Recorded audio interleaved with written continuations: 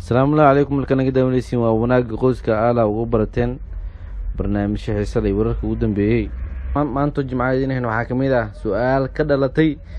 geeri degdeg ah ee ku timid ra'iisul wasaare Soomaaliya Cali Khaliif Galeer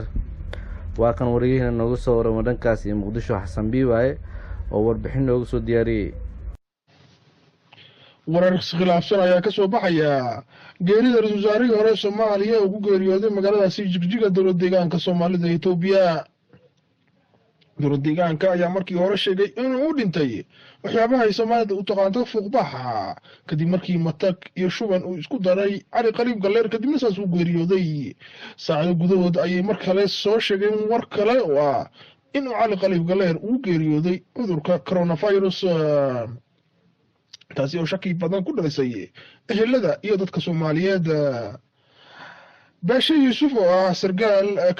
siyaasi ka tirsan goboladaasi Sool iyo Sanaag iyo Cayn ahayna saaxiib aad u dhow qaraabin ay ahaayeen ayaa xaqiijiyay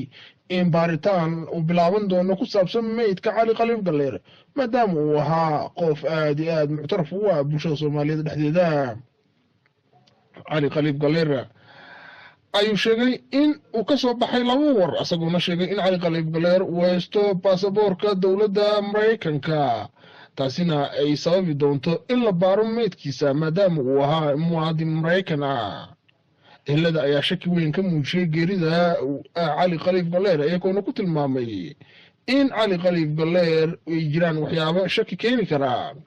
ma qofkii ugu horeeyay caan ay ku geeriyooday magaaladaasi Jigjiga kadibna la dedejiyo janaasadiisa